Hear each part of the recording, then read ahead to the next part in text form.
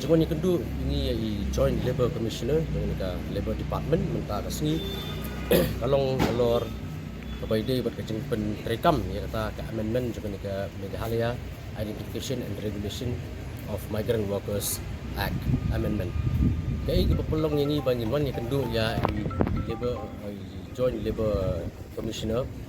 kalau hadirin ke bagi mensupport hai yang sedian macam senam nak kalian ngerti isu nak pelong di jingkan rai gini di migrant workers di bedeng lagi barjalalan di menderi di bawah menteri ban kota sini lemar ni GE begini di migrant laborers di wan sini tek di sadu nosan sini di song di sa sini di song ha song man sini bat kita no di kam bagi long genong song dak bagi yo lagi ada har yo yaki epic bagam ta ter abang epic ni bisyar benia ni lab ba kadeka Meghalaya Identification and Regulation of Migrant Workers Act 2020 kaduna sebab palat nomor ba umdon kam ye yang tu ban register unsuan di kontraktor un penyo batang ikut kislah yaki betul ka permit yaki ini aku tu kapor di dawa badi un petrekam bedi kan Interstate Migrant Workmen Act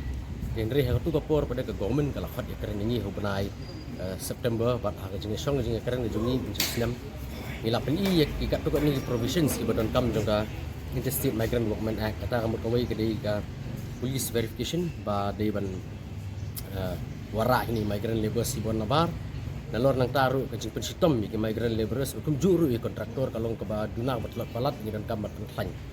ban hadin ke jinga keren ke jinga selok nang sarkar nila pediang batong la ya gitu ki provisions ki kendon ki baklan ki bala mesti alakam ke jinga kertek menderi badan Interstate Migrant Workmen Act it incorporate dan likin perung no hakane ke Meghalaya ke MIRSSE but hak jeng keren ke jungi ke sarkar kalau ang ba kabadi baga police verification kin perung nang bagili kata crime and criminal tracking network system but kawai ru kalong ba jing dan kuna ya gitu kontraktor ba penkhenya ka an kan long hadu kan poi hadu silak tam but juru ya gitu di ba jumlin ban penkhenya gani ka an ila ban syasat along syasat patok hadu sistem Nrai hakini ki kendia sni ki members ki jungi ki dekat jungi na pokaki isu mulai circle penjuru kaki isu nong kram circle abakili kendra ya kini ki migrant laborers haki senong di jongki ki lap ba borok kini ki migrant laborers ki tang sei bet ka ju dokumen ba dai nadu arhajar arpong bat kembang yang iputkan mau yang ba ni persajur ya kini ka MIRSSE arhajar arpong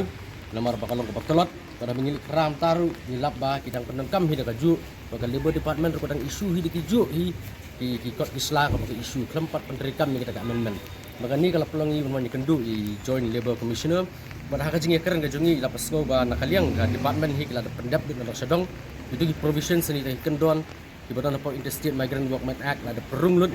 mereka basakut ke pemerintah kalau bedek hak sarkar ngilayo jing tip ru ba ka sarkar jela kala ada pas apa kabinet Ndring ngimyo jing tip pada la governor la ain emik asen government beli ke sateng men pentrikam megani ndre kan baka sarkar Meghalaya hi kadang simpur ban wara ai tak amendment juga ni ke MIRSSE na kaliang di trikam juga ki isu di units ki circles ki beper kaliang ngabri hulu kiram kinang yai penkelong pelong ki jing rai ki migrant laborers kamtam mangi i mentah baka bun baka jur baka influx ka bagi bri no Bangladesh irung baka Assam iwan sini lan irung lembah digi kaput di jongi bat habagidan gini nakaliang ga jongi nyamban si ban haban beteng biang gini gijing kendra ke menilai macam senam tak dadu ke sarkar penterikam gini ke